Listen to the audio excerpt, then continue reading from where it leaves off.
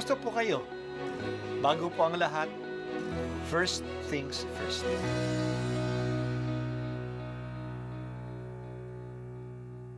Good morning po. Sinisimulan po natin ngayon ang first things first. At dito po, tinatalakay natin sa unang bahagi ng umaga natin ay ang first readings na binabasa po sa banal na misa.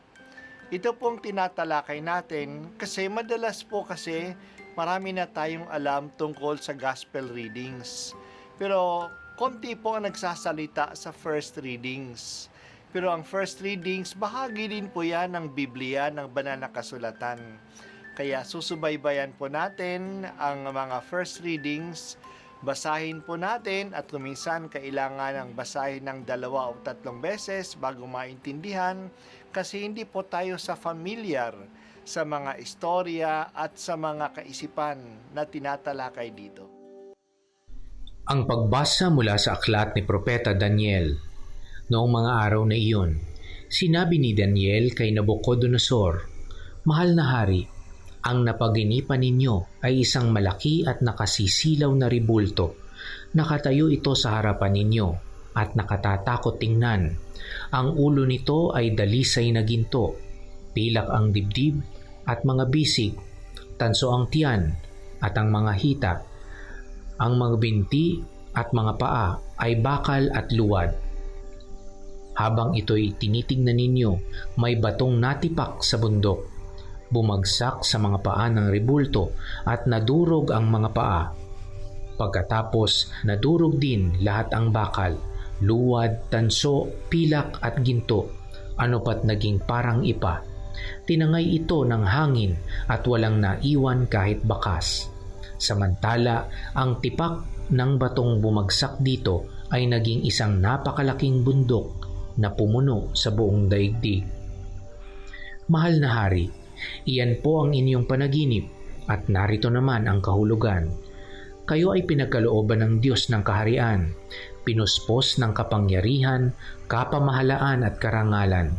Niloob ng Diyos na masakop ninyo ang lahat ng tao, hayop at ibon sa lahat ng dako.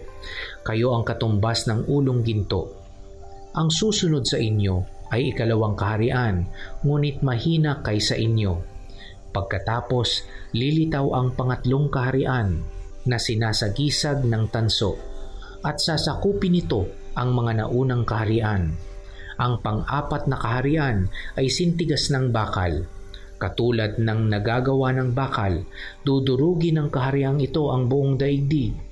Ang ibig namang sabihin ng nakita ninyong mga paa na yari sa bakal at luwad ay ito: mahahati ang kaharian, ngunit mananatili ang tigas ng bakal, pagkat ito'y pinaghalong bakal at luwad.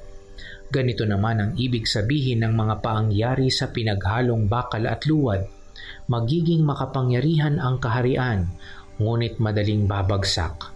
Kahulugan ng pinagsamang bakal at putik ay haluang pag-aasawa, ngunit hindi ito magtatagal. Kung paanong di maaaring paghaluin ang bakal at putik sa panahon ng kahariang iyon.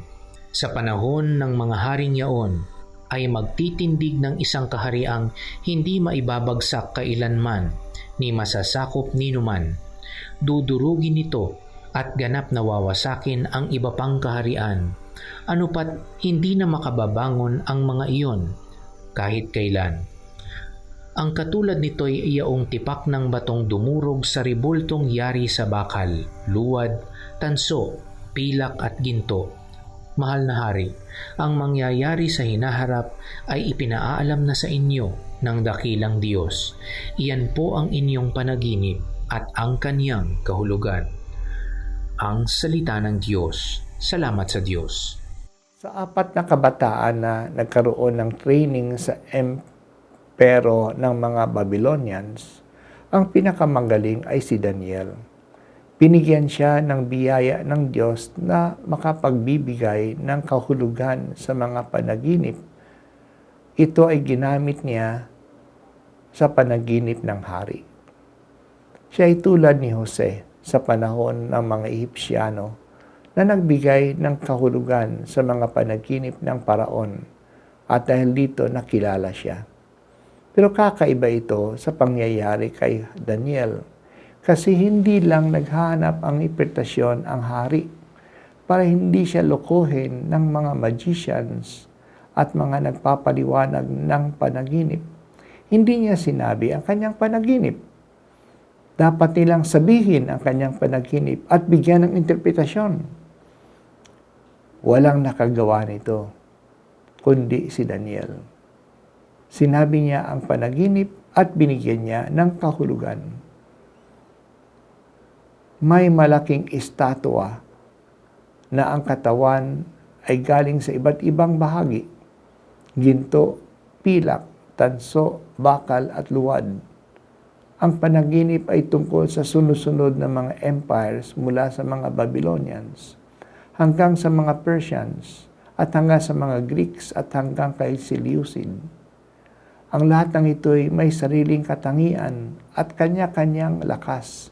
Pero darating ang isang tulad ng isang bato mula sa bundok at ibabagsak niya ang lahat ng kahariang ito.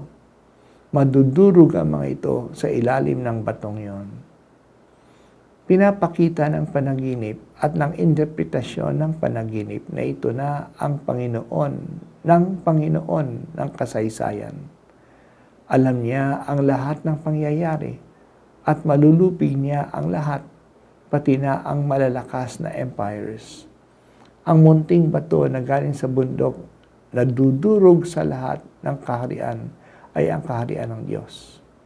Maliit lang siya sa simula kung ikumpara sa iba, pero mas makapangyarihan siya sa lahat. Matatalo niya ang lahat. Ito ay dapat magbigay sa atin ng pag-asa at tiwala sa Diyos. Kahit na anong pang-aapi ay matatalo ng kapangyarihan ng Diyos. Nung sinulat ang aklat ni Daniel, ang mga Hudyo ay inaapi ng mga Griego. Kaya general persecution ang laban sa kanila.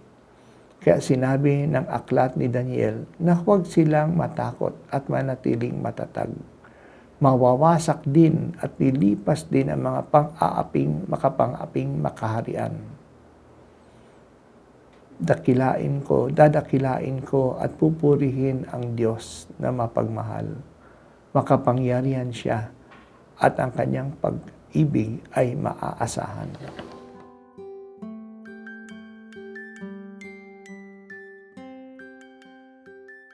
At ako po ay si Bishop Broderick Pabilio dito sa First Things First.